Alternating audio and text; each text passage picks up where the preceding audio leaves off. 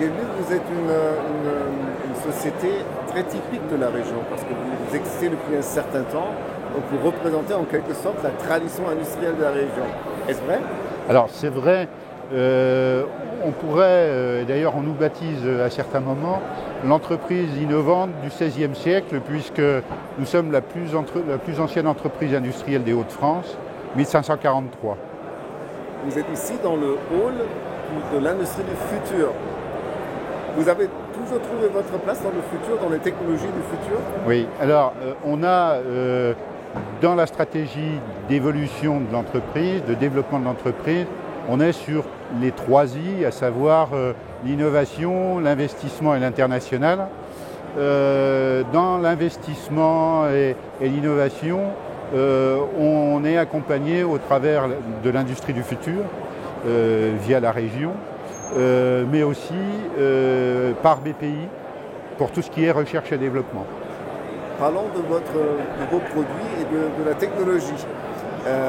Vous avez un produit très traditionnel avec la technologie du futur. Vous pouvez décrire un peu comment vous avez pu implémenter la technologie du futur dans vos produits? Alors il y a deux aspects. Un premier aspect qui est justement directement lié à l'industrie du futur, qui est faire un saut sur le plan technologique, l'amélioration de la chaîne numérique et les améliorations des conditions de travail. Dans une fonderie, il y a des manipulations et ces manipulations, on veut les robotiser. C'est un premier point. Un deuxième point, c'est faire évoluer la chaîne numérique pour passer par exemple de la CAO à la FAO. On a aussi en projet la mise en place de scanners qui nous permettent justement de visualiser des pièces et de pouvoir, aussi bien en maintenance qu'en contrôle, pouvoir moderniser et améliorer encore la qualité de nos contrôles et la qualité de nos pièces. On a parlé de votre société, de la tradition de votre société. Parlons de la région, du tissu industriel de la région Hauts-de-France. Quel impact, selon vous, a cette technologie, les technologies du futur pour l'industrie sur place? Alors, déjà l'industrie en général, je pense que l'industrie du futur est fondamentale pour assurer le développement et la pérennité des entreprises. Et je pense que dans des régions comme les Hauts-de-France, nous sommes dans l'Aisne, Anti-RH, ce sont quand même des régions, des territoires qui sont en difficulté, où il y a un taux de chômage élevé. Et clairement, notre souhait, c'est de voir se poursuivre un travail, un savoir-faire sur la région. Et le fait d'être accompagné par les Hauts-de-France, la région Hauts-de-France, et par BPI notamment, va nous permettre d'assurer cette pérennité, de nous développer. Notre objectif et de poursuivre notre développement.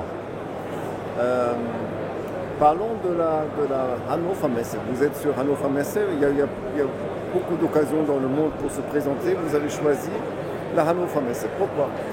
Alors, clairement, la région Hauts-de-France et Business France nous a proposé d'être présent sur la foire de Hanovre. Un industriel, pour lui, c'est vraiment un événement à ne pas louper. Quand en plus on peut être présent, et comme nous le sommes aujourd'hui, c'est assez extraordinaire et on en est ravis. Et une fois de plus, merci à la région Hauts-de-France.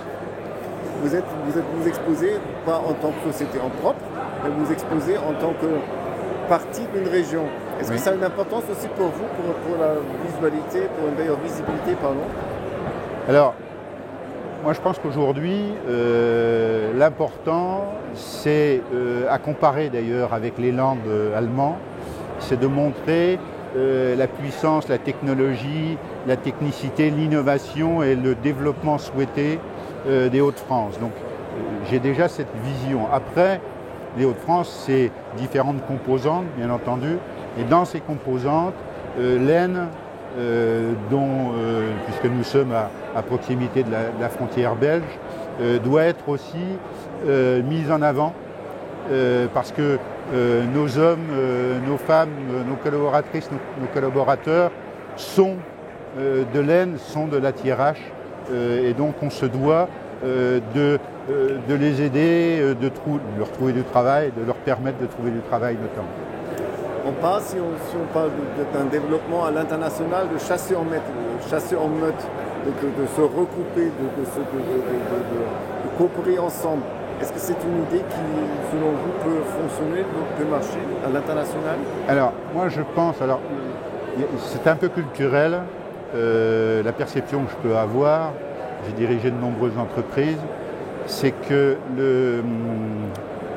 la collaboration, d'un point de vue général, mais pour viser le développement à l'international, culturellement, je pense qu'on n'est pas suffisamment prêt.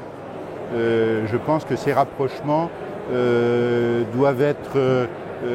on doit être sensibilisé sur le sujet.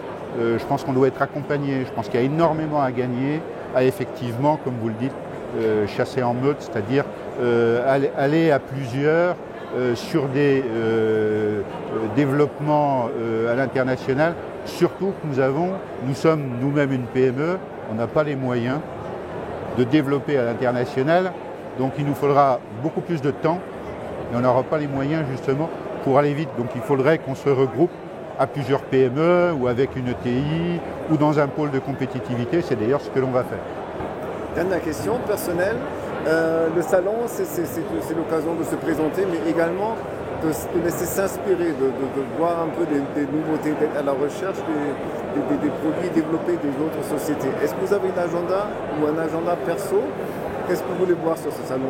Alors, sur ce salon, on a pris un certain nombre de rendez-vous B2B, des rendez-vous B2B qu'on a ciblés sur deux aspects, des clients potentiels, donc des prospects, mais aussi des sociétés qui peuvent nous aider à améliorer notre compétitivité et notre performance et qui rentrent complètement dans le cadre de l'industrie du futur. C'est-à-dire, si on peut trouver des outils numériques notamment, mais aussi qui peuvent tourner autour de la robotique, de la cobotique, voire des exosquelettes, tout ce qui peut améliorer nos conditions de travail et notre compétitivité et notre performance, eh bien, dans mon agenda, j'ai aussi quelques rendez-vous vers ces prestataires. Merci beaucoup. C'est moi, merci beaucoup.